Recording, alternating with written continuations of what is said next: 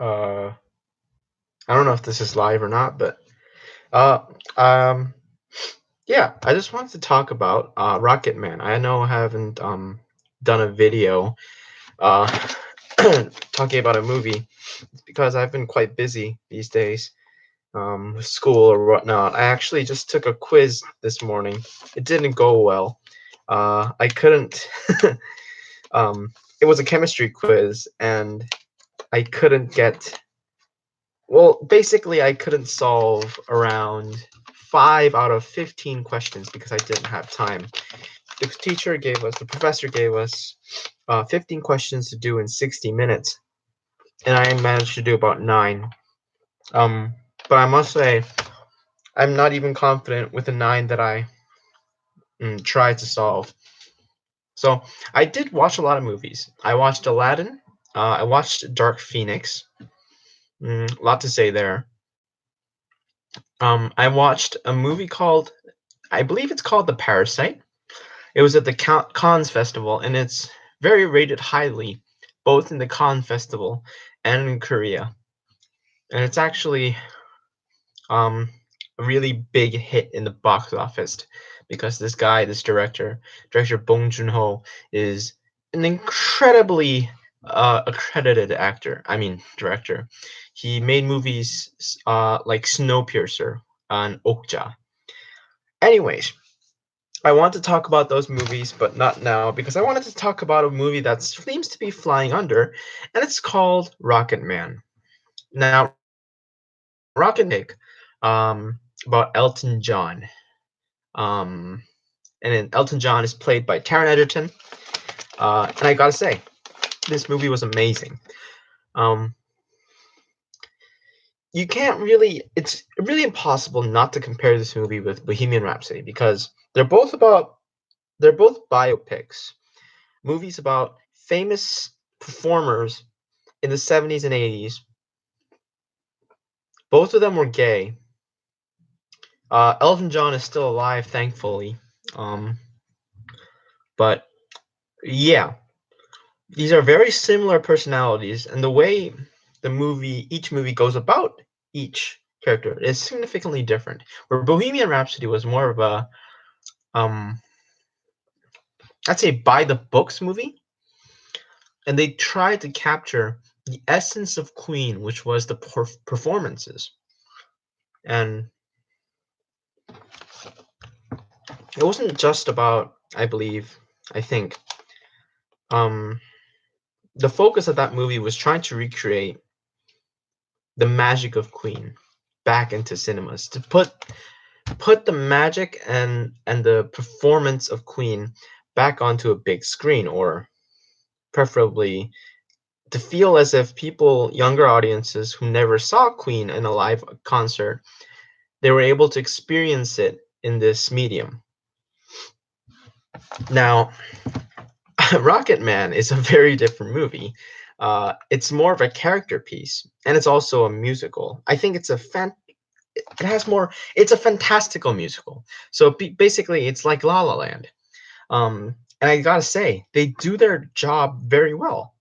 There's a lot of scenes, musical numbers where I felt like I was totally into it, man.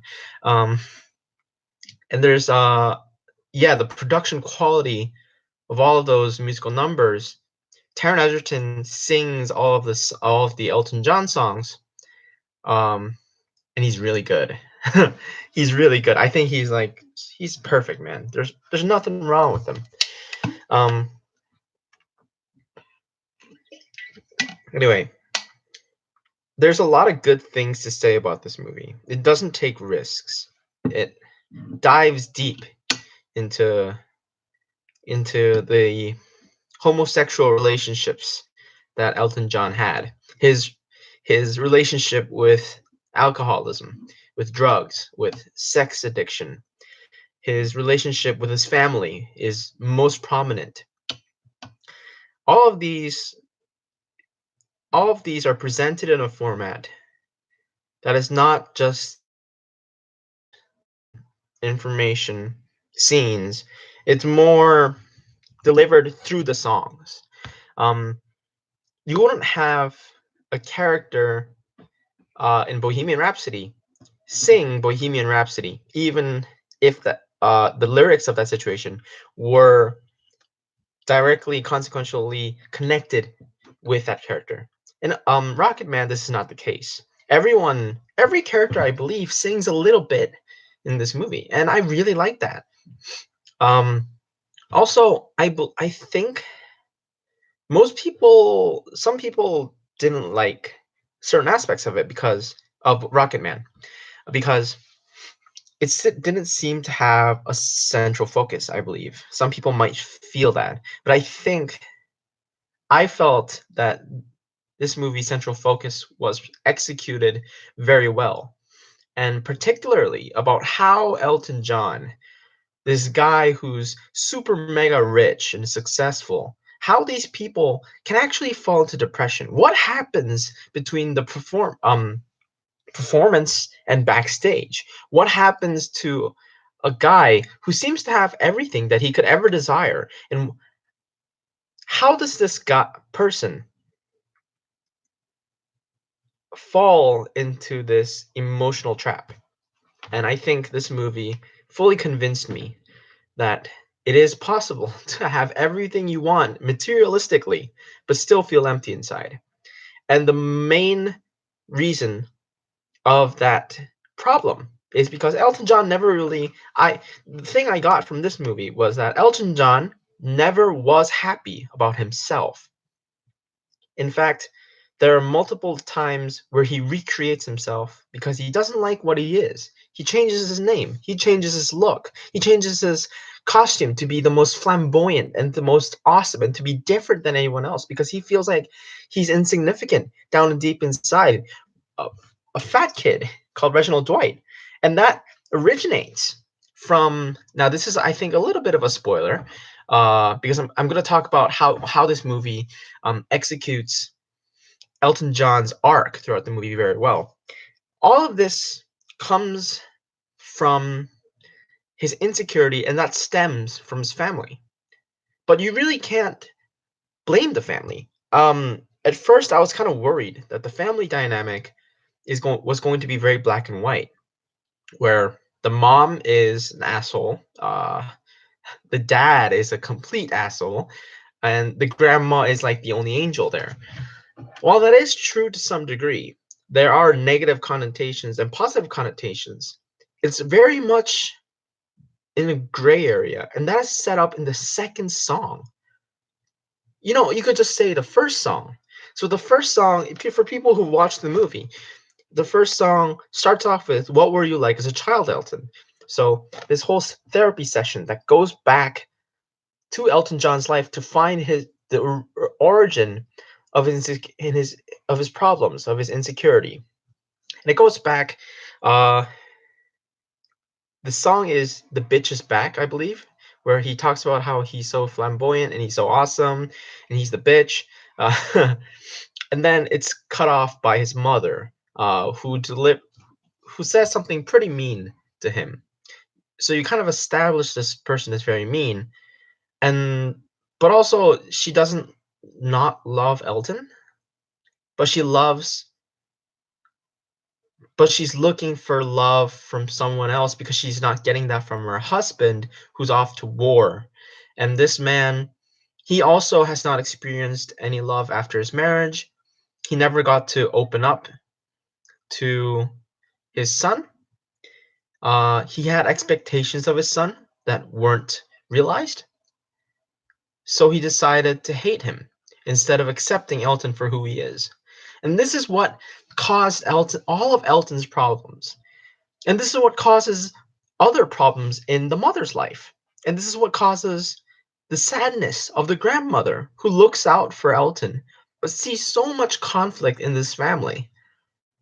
And she just feels sad. She just wants to feel loved because she's neglected by the mother who only thinks about herself and her happiness and how she's not getting any love. How the husband, the dad who can't give love to these people because he feels empty inside, because these people don't live up to his standards that he set too high for his family.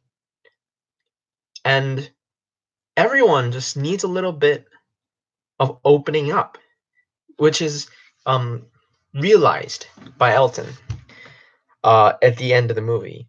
In the middle of the movie, he truly feels like he truly feels starts to feel happy as he meets people like John Reed or Bernie, um, who managed to make Elton feel like he's a valuable person. And this doesn't help that this happens after his semi transformation into Elton. He's still going to hate Reginald Dwight, that identity. Um, but he's after he's been um, cast out by John Reed, he feels sad and empty inside, uh, which causes other people in his life, like Bernie, to leave him. And it's a very tragic tale, and you can really feel the sinkhole that Elton John has gotten himself into because of this small little thing in his family that happened many, many years ago. And it all comes back. It all comes back into that scene where he fantastically um, meets all of his family members and his younger self, Reginald Dwight, and he finally comes to term with Reginald Dwight. He's fine the way he is. He is a valuable person in that sense. And I thought that was just a beautiful message. And I thought it was executed extremely competently and emotionally pleasing. Now, I do believe um yeah, the acting, now talking more about the movie in, itself, rather than story, I do believe the acting is phenomenal. Um, Taron Egerton should be nominated for the Oscars this year. Um, Not because that he looks exactly like Elton John. He does look like Elton John a lot, but he brings his own charm to the role. He brings his own quirkiness. He brings um, his own style to Elton John, and it's really convincing. You when you watch this movie, you don't think that you're watching the guy from Kingsman. Um, you feel like you're watching a younger Elton John, and I really enjoyed that factor of the movie. Other actors, such as the mother, the actor who plays Bernie, I thought was really, really good. And it goes more to say about the gray area that characters have instead of being black and white. I was, however, a little bit disappointed by how John Reed was portrayed because he seems to have this he seems to be one of the few characters in this movie who doesn't have really a gray area. He starts out white as paper, and he turns black into this greedy, no loving person. And I wanted to see how that transition played out. Why did he stop loving Elton John, or did he never love him in the first place? I think John Reed's character could have been developed a little bit more instead of being this stereotypical antagonist. And I heard that John Reed's son had issues with how his father was portrayed in the movie, and personally I could see why he would feel that way. The mother, oh my God, the mother of Elton John, I felt she was so good that because she can make you feel sorry for her, but also feels disgusted by her actions at the same time. You can see that she's in the same boat as Elton, and I don't know if she ever came to terms with herself and her problems, but it was a very satisfying performance. Um, Things I wished could have been a little bit more accentuated. I think the father, Elton's relationship with his father could have been developed a little bit more. We do get a scene in the middle, uh, because we're talking full spoilers. I'm just going to talk about the scene where Elton comes in. He comes in with a watch, and that scene is just brilliant. You can see the look on both their faces, and you can see that the father is like, "Don't bullshit, man. Don't bullshit, son." um, and you can see on Taron Egerton's face that he knew that this didn't work. This was a futile attempt to try and reconcile with his father, whom he never got along with. Yeah. Um. Other aspects. Oh yeah, I just gotta talk a little bit more about the musical set pieces. Um, they're brilliant. Like you can actually. So I think one of the most beautiful shots when it comes to musicals um is portraying almost all of the dancers and performers uh, as they are, like they're right in front of you, capturing that fluidity of motion with minimal cuts. So I believe that it's a long take, a 3 minute long take. When a particular song comes up, and you can see people dancing, and it's just a pleasing sight to see and listen to because you can hear not only just a song, but you can hear the rustling and the whipping of the clothes whenever these dancers, spin around in their musical acts. And it was just awesome, man. I wished more movies would do this. Maybe I wish for more musical set pieces, but yeah. Now, to touch on Aladdin, because Aladdin is also a musical, a fantastical musical in some sense, but there was there weren't a lot of moments in Aladdin that amazed me as much as moments in Rocketman. Again, I don't think this movie is going to do well in the box office because uh, it deals with issues that are portrayed very openly on the screen in the cinema, but people sometimes don't want to look at them because they're uncomfortable.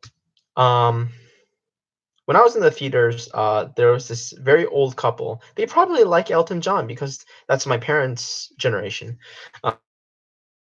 So they, Elton John.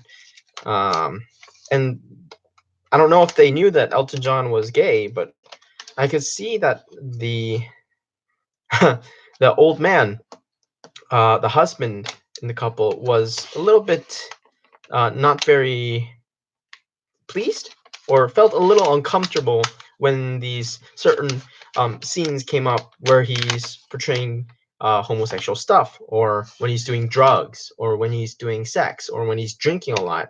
Um, I could say that's it was a risk worth taking, and I'm glad Rocket Man uh, is being praised by critics as it now is. And I wish this movie would get more attention. And I think it will, because even though it won't do as good as other movies in the box office, I think it will have a cult following.